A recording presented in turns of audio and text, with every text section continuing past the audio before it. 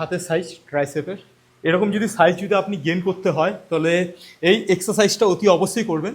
এরকম একটা রড থাকে জিগজ্যাগ লাগিয়ে আমরা কি করি, এই নিয়ে এখানে সাপোর্ট দিয়ে আমরা এইভাবে এখানে পুশ করি, এটা পুশের ব্যায়াম।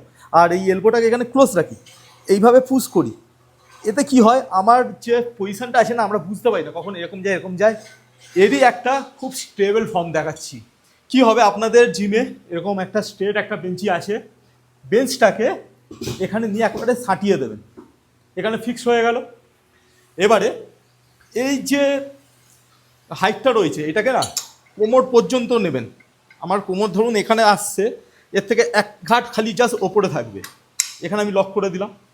এবার আমি কি করব, এটাকে নিয়ে সবার প্রথম আমার যে ব্যাকটা আছে না এখানে সাপোর্ট দেবো, যাতে আমার ফর্মটা খারাপ না হয়।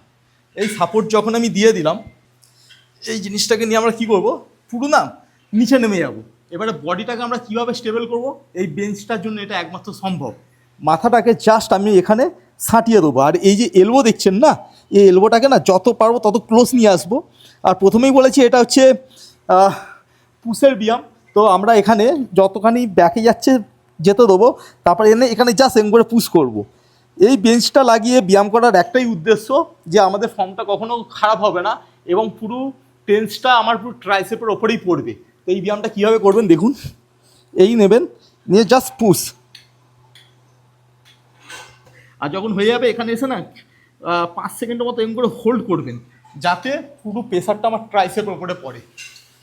বুঝতে পারছেন? সো আমি এরকমই আরও ওয়ার্কআউটের ভিডিও দিতে আপনাকে রাজি আছি, জাস্ট আপনাকে কমেন্ট করতে হবে ট্রাইসেপ। তো আমি আপনার ডিএমে গিয়ে আমি পার্সোনালি সেই পিডিএফ ফাইলটা আমি পাঠিয়ে দেবো। সো ফলো করলেই তবেই কিন্তু আপনি পিডিএফ ফাইলটা পাবেন। তো ফলো করার পরেই আপনি কিন্তু কমেন্টটা করবেন। সো দেখা হচ্ছে পরবর্তী ভিডিওতে। নমস্কার।